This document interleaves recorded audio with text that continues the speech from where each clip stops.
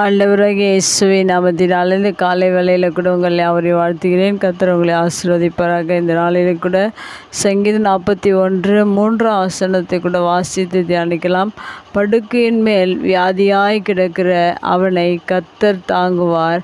அவருடைய வியாதியிலே அவன் படுக்கை முழுவதையும் மாற்றி போடுவீர். மிக அருமையான வேதவசனம். இங்கு படுக்கை குறித்தும் வியாதி குறித்தும் இங்கே எழுதப்பட்டிருக்குது. இந்த வசனத்தில் இந்த உலகத்தில் ஒவ்வொரு நாளில் அநேக மனிதர்கள் படுக்கையிலும் வியாதியிலும் மிகவும் வேதனையோடு கூட வாழ்ந்து கொண்டிருக்கிறார்கள்.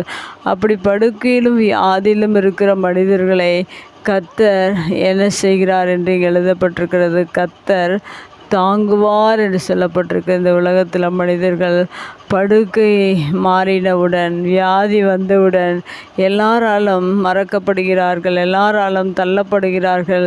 யாரும் அவர்களை தாங்குவார் என்று உலகத்தில் அநேக படுக்கையில் இருக்கிற மனிதர்கள் வேதனையோடு கூட கண்ணீரோடும் கூட வாழ்ந்து கொண்டிருக்கிறார்கள். அநேகர் மறித்து கொண்டிருக்கிறார்கள். ஆனால் இந்த உலகத்தில் யாரும் இல்லை அப்படிப்பட்ட மனிதர்களுக்கு. ஆனால் தேவன் சொல்லுகிற வார்த்தை இங்கே என்னவென்றால், படுக்கையின் மேல் வியாதியாய் கிடக்கிற அவனை கர்த்தர் தாங்குவார் என்று சொல்லப்பட்டிருக்கிறது.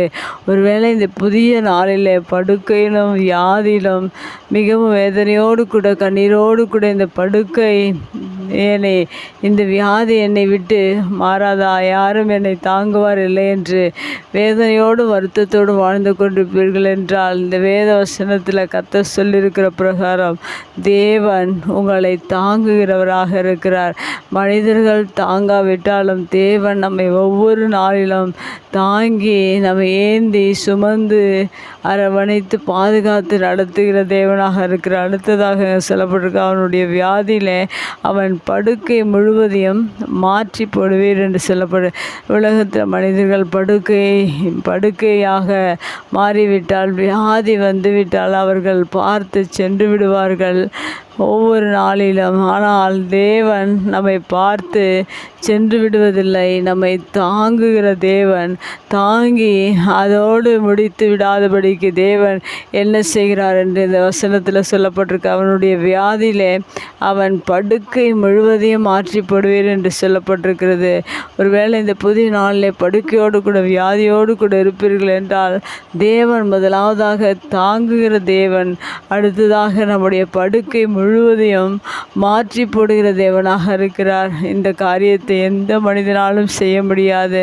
ஒருவேளை வியாதியோடு கூட படுக்கையில் இருக்கிற ஒவ்வொருவரையும் தேவன் அந்த படுக்கையை மாற்றுகிறார் என்று நீங்கள் விசுவாசத்தோடு இருங்கள். மெய்யாகவே நீங்கள் படுத்திருக்கிற நீங்கள் படுக்கையை தேவன் மாற்றி உங்கள் படுக்கை முழுவதையும் தேவன் மாற்றிப்படுகிறவராக, சுகத்தை கொடுக்கிறவராக, விடுதலை கொடுக்கிறவராக இருக்கிறார். இப்படிப்பட்ட அன்பான தேவன் நம்மோடு கூட இருக்கிறார். வல்லமையுள்ள தேவன் நம்மோடு கூட இருக்கிறார். அற்புதங்களை செய்கிற தேவன் நம்மோடு கூட இருக்கிறார்.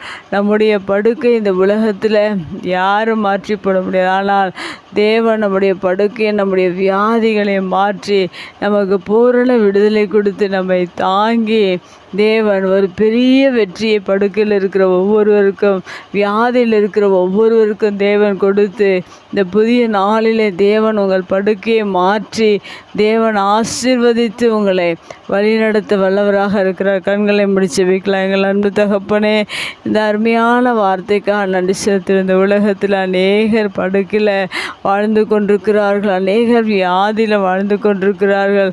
ஆனால் இந்த உலகத்தில் அவர்களை கவனிப்பார் என்று வாழ்ந்து கண்ணீரோடு வேதனையோடு கூட வாழ்ந்து கொண்டிருக்கிற ஒவ்வொருவரையும் நீர் தாங்குகிறீர்.